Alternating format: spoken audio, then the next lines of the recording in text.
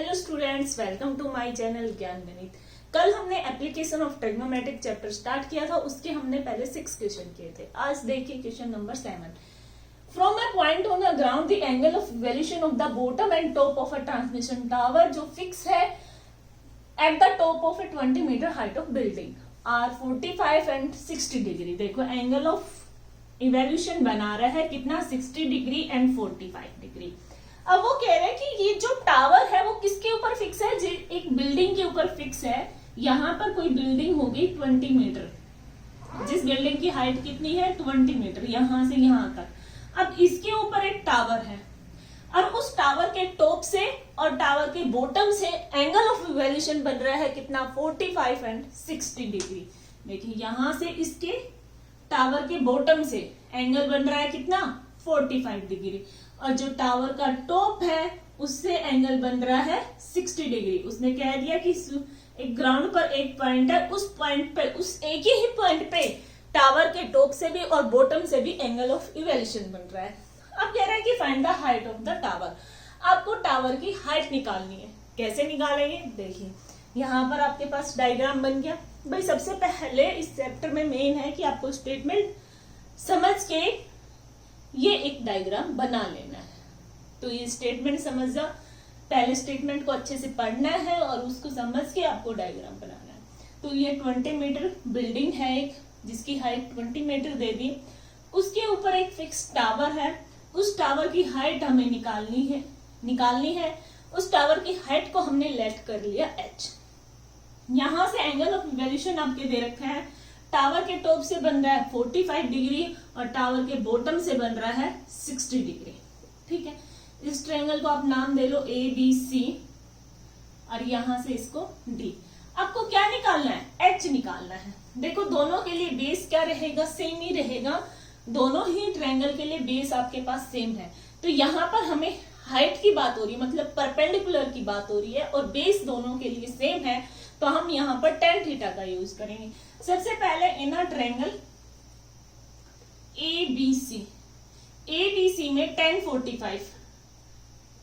45 is equal to क्या होगा, perpendicular upon में बेस। परपेंडिकुलर आपका कितना है 20 और बेस हमने लेट कर लिया x। tan 45 क्या होता है 1 होता है, तो 20 अपॉन में x।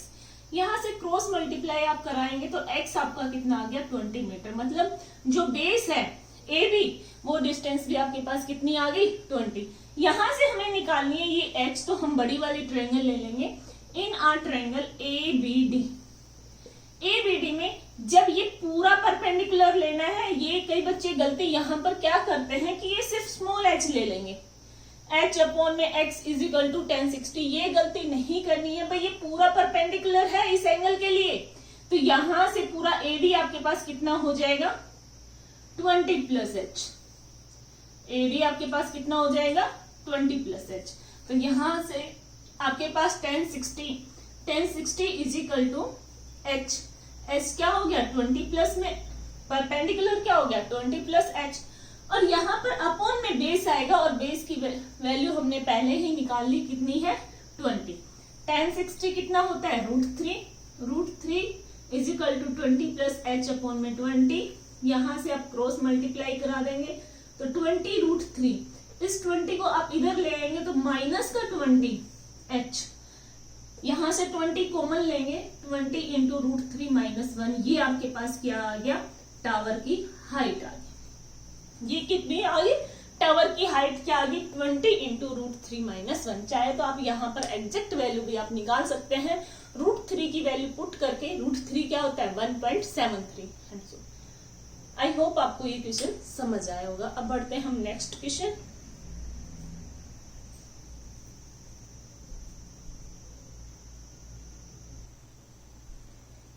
देखिए क्वेश्चन 8 देखिए, जैसे क्वेश्चन नंबर 7 किया था वैसा ही क्वेश्चन नंबर 8 है। यहाँ पर आपके पास दे रखे statue 1.6 metre tall stand on the top of the pedestal. From point on the ground, the angle of elevation of the top of a statue is 60 degree, and from the same point, the angle of elevation of the top of the pedestal is 45.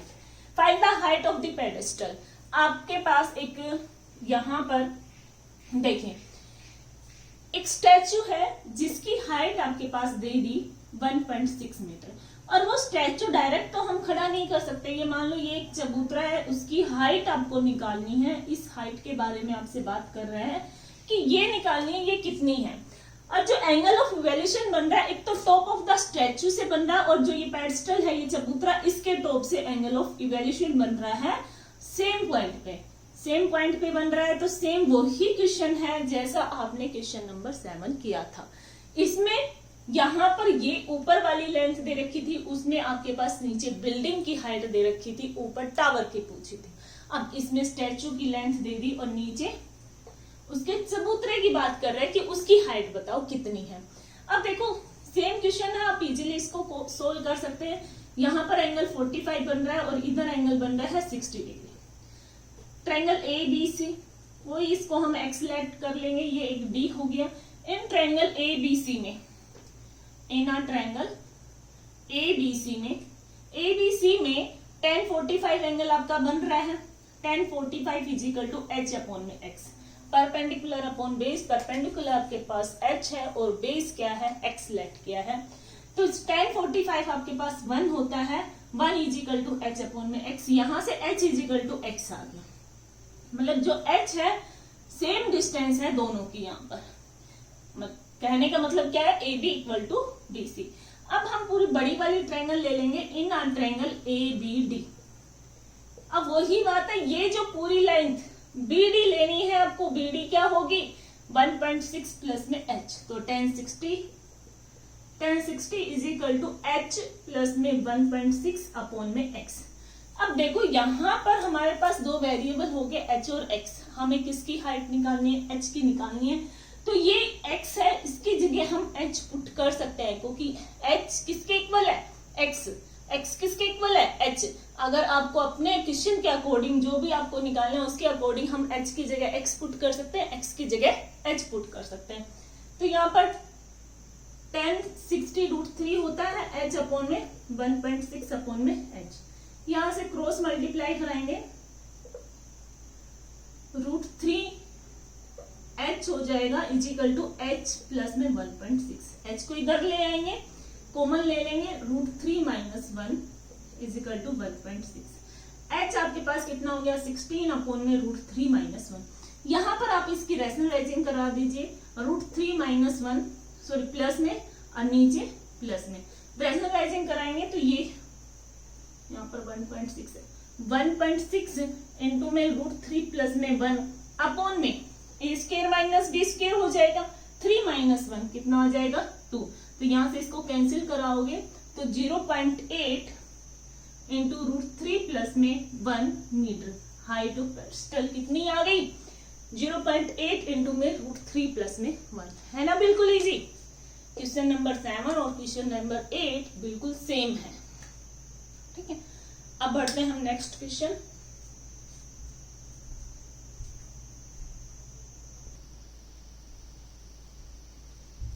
देखिए question number 9 देखिए, the angle of variation of the top of a building from the foot of a tower is 60 degree. देखो यहाँ पर कह रहा है कि एक एंगल ऑफ वेरिएशन बन रहा है किसके टॉप से, बिल्डिंग के टॉप से, और वो बन कहाँ रहा है, फुट ऑफ द टावर। भाई कोई एक टावर है और एक साइड बिल्डिंग है, भाई यहाँ पर कोई टावर हो गया, यहाँ कोई बिल्डिंग हो गया, आप किसी भी तरीके से मान सकते हो, एक बिल्डिंग एक टावर। तो वो कह रहे हैं कि एक बार जो बिल्डिंग का टावर के फुट पे उसका क्या कर रहा है, building angle of variation top of the building. भाई बिल्डिंग ये होगी, बिल्डिंग के टॉप से एंगल ऑफ वेरिएशन बन रहा है फुट ऑफ द टावर कितना 30 degree. And the angle of variation of the top of A tower, tower के टॉप से foot of the building, building के फुट पे और टावर के टॉप से एंगल ऑफ वेरिएशन बन रहा है 60 डिग्री। ये आपका बन गया diagram. If the tower is 50 metre तो find the height of the building. अगर टावर की हाइट 50 मीटर है तो आपको बिल्डिंग की हाइट निकालनी है। भाई यहाँ पर स्टेटमेंट पढ़ के ही आपको समझ आएगा क्या कह रहा है, angle of variation of the top of A building from the foot of the tower 30 degree. फिर से बोल दिया angle variation of the top of A tower from the foot of the building is 60 degree. तो यहां से आपके पास height दे दी tower की 50 metre और बिल्डिंग की हाइट आपको निकालनी है। तो कैसे निकालेंगे? दोनों ही ट्रायंगल के लिए आपका बेस क्या है? सेम है। तो यहां से हम ये अगर 50 मीटर है तो यहां से सबसे पहले हम ए बी निकाल लें बेस। भाई इस ए बी डी ट्रायंगल में हमें दोनों चीज चाहिए, एच भी नहीं है हमारे पास और एक्स भी नहीं है। ए बी सी ट्रायंगल से हम पहले एक्स निकाल लेते हैं। In our triangle A B C triangle के लिए एंगल आपका 60 डिग्री है। तो यहां पर परपेंडिकुलर और बेस की बात हो रही है। tan 60 is equal to 50 upon में x। tan 60 आपका √3 होता है, तो 50 अपॉन में x। यहां से अगर आप क्रॉस मल्टीप्लाई कराएंगे तो x इज इक्वल टू आपका क्या हो गया? 50 अपॉन में √3। यहां से हम रैशनलाइजिंग भी करा देते हैं, तो ये कितना हो गया? 50 √3 अपॉन में 3। ये आपके पास किसकी वैल्यू आ गई? x की वैल्यू आ गई। अब आपको क्या निकालना है? हाइट निकालनी है इन आर ट्रायंगल ABD में आपके पास क्या है? tan 30 is equal to h upon में x, परपेंडिकुलर अपॉन x। भाई यहाँ पर एंगल का ध्यान रखना है आपको। कई बच्चे यहाँ पर गलत कर देते हैं, गलती या करते हैं कि यहाँ पर 60 की जगह 30 डिग्री लिख देंगे और 30 की जगह 60 डिग्री। ये चीज आपको ध्यान रखनी है। तो tan 30 क्या होता है? 1 upon √3 is equal to h upon x। यहां से हम x की वैल्यू पुट कर सकते हैं। x आपका यहाँ ऊपर चला जाएगा, x अपॉन में √3 is equal to h। x की वैल्यू है 50 √3 अपॉन में 3, ये वैल्यू है। चाहे तो आप डायरेक्ट 50 अपॉन में √3 भी लिख सकते हो और अपॉन में ये मल्टीप्लाई √3, ये हो जाएगा। तो √3 से √3 आपका क्या हो जाएगा? कैंसिल हो जाएगा। तो क्या बचेगा? 50 अपॉन में 3। h आपका कितना हो गया? 50 अपॉन में 3। जब आप इसको डिवाइड कराएंगे तो ये आपके पास कितना आएगा? 162 अपॉन में 3। ये आपके पास हाइट ऑफ बिल्डिंग आ गई। 16 कंप्लीट 2 अपॉन में 3 मीटर। अब इस क्वेश्चन को बड़े ही ध्यान से, ऐसा क्वेश्चन आते हैं पेपर में, इंपॉर्टेंट है क्योंकि यहाँ पर बच्चे गलती क्या करते हैं? डायग्राम बनाने में गलती करते हैं। इन क्वेश्चन में मेन है ही डायग्राम। अगर आपका डायग्राम अच्छे से बन गया तो आप क्वेश्चन को इजीली सोल्व कर सकते हैं। यहाँ पर आपको ध्यान रखना है किसको आप टावर ले रहे हो, किस चीज को आप बिल्डिंग ले रहे हो। बिल्डिंग के फुट से, बिल्डिंग के टॉप से टावर के फुट पे एंगल बन रहा है और कितना बन रहा है वो आपको ध्यान रखना है। यहां पर एंगल में गड़बड़ करते हैं बच्चे, ठीक है? तो बिल्कुल इजी है। अब बढ़ते हैं हम next question.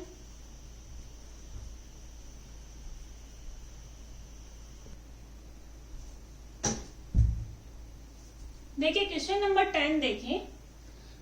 2 poles are equal height are standing opposite each other on the either side of a road which is 80 meter wide। क्या कह रहे हैं कि यहाँ पर 2 पोल आपके पास स्टैंडिंग है और दोनों पोल की जो हाइट है वो इक्वल है और जो चौड़ाई है रोड की, भाई एक रोड के इधर और इधर खड़ा है, जो बीच की जो वाइड है वो कितनी है? 80 मीटर। जो चौड़ाई है कंप्लीट वो कितनी है? 80 मीटर। वो दोनों एक दूसरे की दूरी पर खड़े हैं। From a point between them on the road the angle of variation of the top of a pole are 60 and 30 degree. क्या कह रहा है कि वो कोई बीच में, कोई बिटवीन इन, यहाँ दोनों पोल के बीच में कोई पोल है, उनसे एंगल ऑफ वेरिएशन बन रहा है 60 डिग्री और 30 डिग्री। ये बिटवीन नहीं है, बिल्कुल बीच में नहीं है, ये कहीं एक बीच में पॉइंट है, कहीं पे भी है लेकिन बिल्कुल बीच में नहीं है। ये काफी बच्चे क्या करेंगे? इसको 40 ले लेंगे, इसको 40, ऐसा नहीं है। फिर कह रहा है find the height of the pole and distance of the point from the poles. जो ये डिस्टेंस है दोनों पोल की, ये डिस्टेंस आपको निकालनी है। और हाइट ऑफ द पोल, दोनों पोल की जो हाइट है वो इक्वल है, तो हम h ही लेट करेंगे या x लेट कर लो, सेम लेट करनी है। अगर आप इसको स्मॉल ले रहे हो तो ये भी स्मॉल रहेगा। अगर कोई अलग वेरिएबल लेट कर रहे हो जैसे x, तो x ही लेना है। दोनों ही पोल की जो हाइट है वो सेम है। यहां पर हमने इनको नाम दे दिया है A B C D E। अब देखो ट्रायंगल में BC और CD, अगर हम किसी एक को x मानते हैं तो दूसरी आपकी 80 - x होगी। भाई हमने जो BC को x लेट कर लिया तो जो CD है वो क्या हो जाएगी 80 माइनस x, को की पूरी जो डिस्टेंस BD आपके पास दे रखी है वो कितनी दे रखी है 80 मीटर। अब यहां से हम निकालते हैं, देखो इस ट्रायंगल में ट्रायंगल ABC, ट्रायंगल ABC में आपके पास है एंगल 1060। आप यहाँ पर किसी को भी 30-60 मान सकते हो, इसमें ऐसा कुछ नहीं है क्योंकि उसने बोला है हमारे पास दोनों की हाइट इक्वल है, ठीक है। तो ऐसा मत करना कि हम किसको 30 माने किसको 60, आप इसमें किसी को भी मान सकते हैं। तो 1060 आपका h अपॉन में x हो जाएगा, तो h 1060 कितना होता है √3 और x इसके साथ मल्टीप्लाई में हो जाएगा, तो h इजिकल टू आपका क्या हो गया √3x। ये h की वैल्यू आ गई। यहां पर हम दूसरी ट्रायंगल लेंगे इन अ ट्रायंगल CDE, इसमें 1030 क्या होगा h अपॉन में 80 माइनस x। देखो 1030 क्या होता है 1 अपॉन में √3 h अपॉन में 80 माइनस x। यहां से हम किसी एक की वैल्यू निकालेंगे। भाई हमने h की निकाल ली तो h की वैल्यू यहां पर पुट कर दो, x में आ जाएगी, तो x की वैल्यू यहां पर हम पुट कर देते हैं √3x है, यहां से x की वैल्यू निकल के आ जाएगी आपके पास, क्रॉस मल्टीप्लाई करा दो 80 माइनस x, यहां से कराएंगे तो 3x, x उधर जाएगा तो ये कितना हो जाएगा 4x इजिकल टू 80। तो x की वैल्यू कितनी आ जाएगी 20, मतलब ये डिस्टेंस एक तो कितनी है 20, दूसरी डिस्टेंस कितनी है 60 मीटर। अगर एक 20 है दूसरी 60 है। अब यहां से आप h की वैल्यू निकाल सकते हैं। हमें तो हाइट ऑफ बिल्डिंग भी निकालनी है, distance of the point from the pole, दोनों पोल के बीच का डिस्टेंस भी निकालना है जो ये पॉइंट है। अब वहां से अगर h निकालनी है तो h कितना हो जाएगा √3 इंटू x की वैल्यू कितनी आ गई 20, तो h आपका कितना हो गया 20√3। ये आपके पास हाइट ऑफ टावर आ गया मीटर, सब कुछ आपके पास किसमें है मीटर में है, तो ये आपकी क्या आ गई हाइट ऑफ टावर। बिल्कुल इजी है। सबसे पहले आपने स्टेटमेंट पढ़ ली, डायग्राम बना लिया, डायग्राम के अकॉर्डिंग आप सोल्व करते रहिए, आपके पास बिल्कुल इजी, आप इस चैप्टर को बिल्कुल इजी बना सकते हैं। आप स्टेटमेंट पढ़ के डायग्राम बना लेंगे, अदरवाइज आपसे ये नहीं हो रहा तो फिर आपके लिए चैप्टर बहुत टफ हो जाता है। तो आपको सबसे पहले यही करना है, इस चैप्टर में आपको स्टेटमेंट को समझना है और डायग्राम बनाना है, उसके बाद तो बिल्कुल इजी है, तो सोल्व करना है। आज के लिए इतना ही, बाकी क्वेश्चन हम नेक्स्ट वीडियो में करेंगे।